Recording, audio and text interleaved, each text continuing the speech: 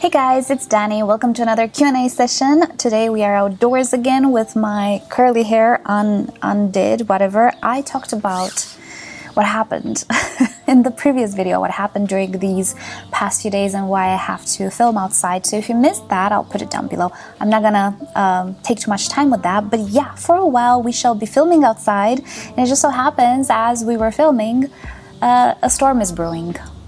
So it might start to rain, hopefully not, but today I shall be answering more of the questions that you guys left in the comment section of my videos, and I have some really great questions for today. So let's get to it, but before we start, as always, today's video together with this entire series is of course sponsored by rePotme.com, who offers you everything you could possibly need to properly take care of your orchids. It's gonna be a lot of thunder in the background. From orchid potting mixes, of course, to orchid pots, fertilizers, accessories, grow lights even, and everything in between. And not only for orchids, but other houseplants as well, such as cacti and succulents. Fun fact, rePotme have just started to sell plants. How amazing is that? So I'll link you to their website down below in the description. Feel free to check them out at any time. I sadly cannot purchase the plants because I live in a different economic region. I live in Europe, and some things are just banned from being imported from outside the EU. But if you tried, let us know in the comments. Let us know how the plants are. I would love to have a good online store in my area, but I don't. Anyway, with that said, let's get to the questions, shall we, before the rain shoos us away. First question from Marvin. How often do you fertilize during spring and summer? I've always neglected my orchids, but it still pushed out a new baby leaf. I usually fertilize in the same offenness, in the same degree and to the same extent, no matter the season. I'm not the type of grower that takes breaks unless I have an orchid that has a dormancy. Like if an orchid goes dormant, it has no leaves, nothing, obviously there's no reason to fertilize. But things like Phalaenopsis and Cattleyas and Dendrobiums and everything that has the continuous growth, I don't take breaks quite at all. It does happen naturally that they get less fertilizer in winter because I don't water as often, since it's not as hot and water doesn't evaporate as fast. But other than that, I really do not have a different schedule for some summer, spring, autumn, so on. Throughout the decade, over the decade of me growing orchids, I came to the conclusion that it really doesn't matter. It's not worth my mental space and time to do these things. I just fertilize in the same way, no matter the season, pretty much. Just depends on the orchid. Next question from Wolfgang. Hi, what about mounting orchids on wood or bark as most grow in nature? Yes, cons as well. You have to mount these, space watering, finding good pieces, but that would be airy enough. What do you think about that? Well, I actually did try it, like again, in all of these years, I did try it, and it was absolutely horrid to take care of orchids in a home environment on these slabs. I do actually have a tutorial if you don't know that you can actually mount orchids. You don't see these videos on my channel much because it just doesn't work with my lifestyle and my environment and so on. But I do, like, I've experienced it. I know what it takes. So I do have a video on it. I'll put it down below if you're interested. But yeah, personally, absolutely no. Absolutely no. In my environment, they would need watering 10 times a day, and I'm not even exaggerating with that. Some orchids would take 10 times a day, and it's just not worth it. It's more important to provide the outcomes, not the means. The means of getting the outcomes don't matter. We're gonna play by different rules when we're in our homes. We're not nature. It's not nature. It doesn't work like that. What we want is to obtain very, very similar end results in the amount of air, the amount of water, and so on and so forth. How we get there does not matter at all, one bit. So if you have to get there with a pot and some potting mix, that's how you gotta do it. It doesn't matter. And if you are sneaky, not sneaky, but if you have experience and you think a little bit about it, you can really manipulate a lot the degree of airiness and wetness and so on. This will probably come with some more experience, but it's really easy at some point to manipulate it. And if it makes your life easy to grow these orchids like these, like in this way, and if they're happy, job done. You don't need to mount orchids. If you can, more power to you, but if you can't, that's fine, absolutely fine. Next question from Life Coach Nicole. Can the orchids, live in high humidity? Absolutely they can. Some orchids do actually come from areas that are very, very humid. Here's the problem though in cultivation, as I was saying previously, we're playing by different rules in our living rooms. The problem with high humidity, one, for our home is mold and all the other problems associated with that, and chipping paint and so on and so forth. So extreme high humidity in your bedroom or whatever, not good. Not good for your health, not good for anybody. Might be good for them, but it's not good for you. And a second problem in our homes for them is the fact that, okay, we're offering high humidity. We make this like humidity room, bedroom, but we don't have the same bacterial, fungal, and microbial climate that they would have in nature. And most importantly, to maintain that humidity in the room, we have to close the windows. We have to like separate somehow our room from the outside. You can do this, of course, in a cabinet, not in a room, right? You don't have to chip the walls. You can have a high humidity cabinet, IKEA cabinet. They're very common. Problem with that is you might get some molds and some other things that you don't want, because that's what your environment has. Bacteria, mold, microbes in the air. Each environment actually has different microbes, and they might not be the good types for your orchids. So many people actually run into rotting issues, crown rot, stem rot, all of those stuff in very high, not enough ventilated environments. Again, you can make a case for, oh, but if you introduce like a fan and so on, yeah, there are ways to mitigate things. It doesn't always work for everybody, and not everybody has the time or, you know, the inclination to do all of it. A thunder will come. All of these like cabinets with ventilation, humidity, all of those things, right? So if you have the time to invest in a high humidity space, absolutely fine. If not, invest in low humidity requiring orchids, which is what I do. Next question. What do you do when orchid leaves are heavy, and lopsided, causing the plant to fall over? Do I remove some of the lower leaves? No. Before planting in a heavier pot, thanks so much for your videos. No, never remove leaves that are, you know, still alive and good and they're not already dried. What I do is just use heavier pots. There aren't many orchids that will become so lopsided or heavy, usually Phalaenopsis. You can't do much with those. Some people like to put like a rock on one of the sides of the pot to weigh it down. I like to use, in extreme cases, heavier pots like clay decorative pots. You can even try to grow your orchids in clay pots, and they're heavy enough typically. Or if it's not a Phalaenopsis, I like to rotate it so that the growths, like a cattleya, the growths don't head towards the window, towards the same direction all the time, because orchids always have a tendency to grow towards light. So by rotating a little bit, you can make it a little bit straighter. This doesn't work with Phalaenopsis. You're gonna get a mess. But it works with cattleyas and dendrobiums and everything that has canes or pseudobulbs. With oncidiums, it works great as well. But with monopodials, it does not work. So yeah, that's how I do things, and it hasn't been much of a problem so far for me. Alrighty, next questions from Karen. She has many questions. So, first, rePotme recommended the Oncidium seedling mix for my first ever Tolumnias.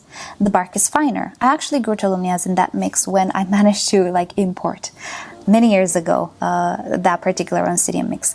Can I use this for my very small mini phals? Absolutely. Oncidiums, Tolumnias, even mini phals, you can. Bark is just so airy that even if it's in small pieces and you don't have a severely humid and cold environment, it still works great. It's still airy. So absolutely you can use it.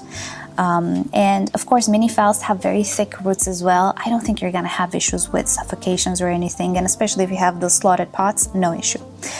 I have slotted pots set inside decorative pots, perfect. And want to use some sphagnum moss with this bark, perfect. These are very small phals.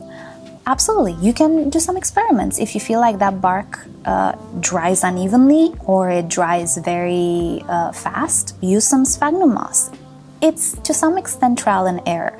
It's good to start from somewhere where I think it's a safe place to start, but obviously we all have different environments, and trial and error is not only fun, but it also helps you understand your environment and your orchids better. I'm sorry, by the way, I keep adjusting the settings for my camera, but it keeps getting darker. I'm hoping for a good rain to water my garden. Next, I have a Phalaenopsis Miss Tao Peach Blossom, and the flowers are not opening fully. Many of the buds seem to get stuck, and those that open are not opening all the way. What's wrong? It might be a pyloric orchid. I'm not sure if this is an... Let me just Google it really fast. No, okay, it seems to be like a normal Phalaenopsis. It's fine. Sometimes you can get pyloric orchids. What are pyloric orchids? Orchids that are not, I don't want to say normal. They have a mutation or a defect that we consider beautiful. And these defects typically, or they refer to the flowers. There are a few types of pyloria with flowers that don't open fully. That's a very common type of pyloria, or flowers that have deformed petals or the lip. Again, that looks beautiful to us. So I would Google a little bit and search about pyloric orchids and see if that is the case, because that's how it sounds to me. I don't think you have a sick orchid. I think you just have a pyloric orchid. And this pyloria can affect any type of Phalaenopsis. You can have like the standard version of it or the pyloric version of it, and some people really adore pyloric orchids. I really like some of the pyloric orchids as well. Gosh, we're so dark. Let me adjust the camera a little bit. Right, I hope this is a little better. I can't believe how dark it is and it's still not raining. Let's do this fast. Next question from Jeffrey. How about using sustainable potting media? I'm presuming you're referring to inorganic media. Well, when I tell you I have been the biggest supporter, the biggest presence, hopefully, I think, online that militated for inorganic media many years ago. When I tell you, I was that girl, and when I tell you it failed so miserably, it didn't work out. So I tried Ceramis, I tried Leca, there were other product or like materials that I tried. I even started to experiment with rock wool, synthetic. There were some strands of like yarn or something, microfiber at some point. Not very sustainable, but at least, you know, it's yeah, okay, comparing microfiber and bark is more sustainable, I guess. So anyway, I guess we all have a different definition of what sustainable might mean, but I'm guessing you're referring to non-organic, because this was posted on a video with sphagnum moss and bark. Yeah, it failed miserably. The options that we have on the market are not working out for me. I had issues with the pH of the leca. I had issues with efflorescence with leca and also Ceramis. I also had issues with a lot of cyano and algae, and it's very hard to get it from the ceramic material. I had issues with drying too much. I had issues with the ceramic material starting to pull moisture from the roots. Issues go on. I tried for several years, and if you're old on my channel, you know how much I tried. And if you go back like a few years in my video archive, you will see the multitude of videos. I tried sponges at some point. No, it did not work out. So that's why I went back to bark and sphagnum moss. Now, I'm sure some people do have a great time, but it's a multitude of things. It's environmental most of the times. And in my environment, it did not work out. I would love to make it work one day, and I'm still in the quest of finding the perfect inorganic medium. I just don't think it works. I tried the one from Lechuza, what's its name? Pawn. No. Let's move on. Next question from Joyeux Noël, which means Merry Christmas or Happy Christmas. How, maybe I'm wrong, I'm sorry. How do you fertilize an orchid that lives in bark? In the same way that I fertilize any other orchid. There is no difference. I know that at some point, maybe this is what you're referring to. At some point, there were some articles referring to using higher nitrogen fertilizers for bark because in its breaking down process, bark requires or eats up the nitrogen. I have not found that to be the case. I what I use is the MSU Feed Me orchid fertilizer from rePotme for many years, almost, I don't know if it's a decade, but like 7-8 years maybe. Only that. Yes, it's a higher nitrogen one and a higher potassium one, I think, but yeah, lower phosphate. That's all I use. I don't use bloom boosters. I don't use anything depending on my medium. Always used the same fertilizers. There is really nothing that I do different with orchids that are potted in bark, which are all of, not bark, but bark and sphagnum moss, which are all of my orchids. Next question, it's really starting, might be the last, from Tammy. Your videos are fantastic. Thank you so much. I have one of these. It is a very, it's in a Paphiopedilum video. It has a very small growth, but the older leaves are very dry. Is it dead? I would say no. The thing with Paphiopedilums is that they actually lose their older leaves. Maybe not that fast, but in time, yes, the older leaves, they're gone. Think of them as oncidiums that have leaves instead of pseudobulbs. Why is it getting brighter? Was that on camera? That was right above me.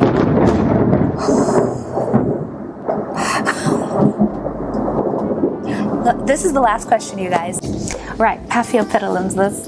I want to get this video done today. And it's like getting brighter. What is going on?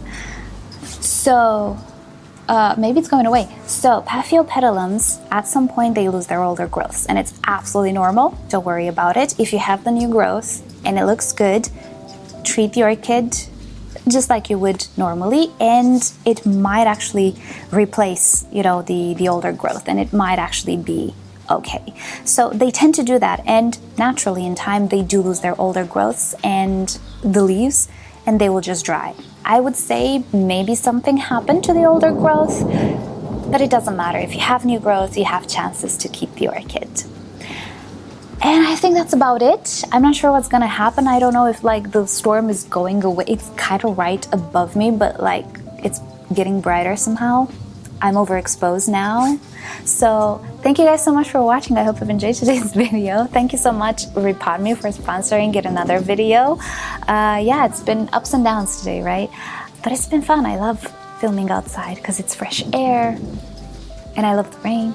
But I hope you've enjoyed today's video, and leave me your questions down below and I'll try to answer them in a future video. So I'll see you all next time. Bye.